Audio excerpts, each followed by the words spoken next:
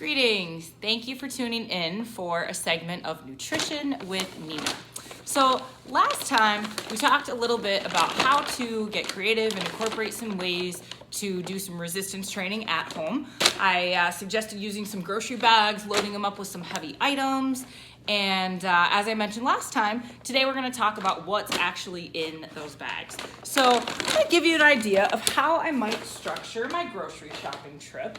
And this particular trip, I went to Trader Joe's. So I'm going to show you some items that might be some, quick and convenient, but they're also healthy, and the nutrition content is what we want to help to repair those cells, build, muscle. We want to support that tissue growth, all of those types of things. So nutrient content is important, guys. So I'm just going to start out just showing you, we've got some fruits and vegetables here, some foods that might be high in carbohydrate, but they consist of, the right nutrients and fiber that's going to help sustain rather than spike our blood sugar levels. So we've got things like sweet potato crackers, nuts and seeds.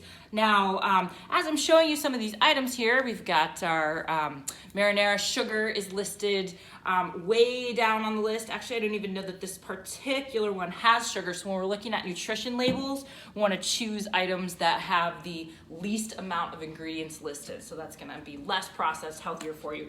But I prefer that you're choosing foods that are fresh. You've got your bell pepper, things that are not processed. We got bananas, you've got an apple here. So the way that I choose to structure my diet, if anybody knows me, is promoting balance.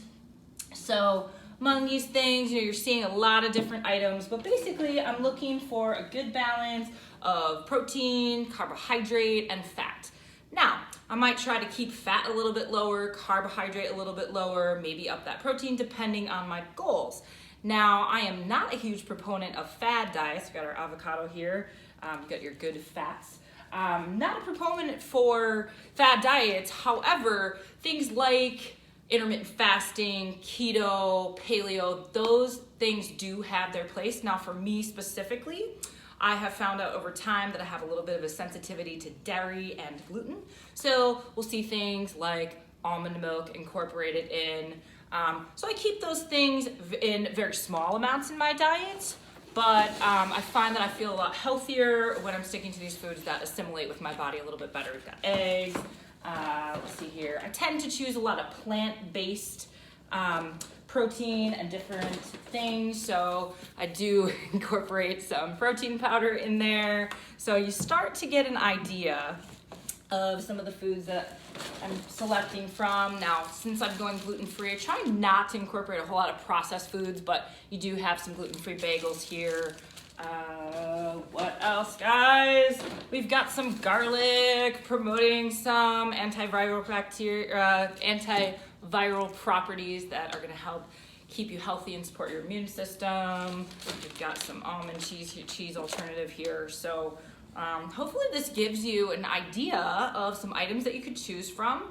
In my opinion, these are very flavorful items that I can use, incorporate, into some of my cooking, but you've got salads and different things that are pretty convenient and ready to go. So I hope that this gave you a little bit of direction on how you might structure your grocery shopping trip. And beyond that, the next segment we'll get into talking a little bit more about what we're actually putting in our body and maybe the timing of that, how that correlates with our physical activity, some of our more intense workouts, how blood sugar is and insulin are a huge component to how our body processes these foods.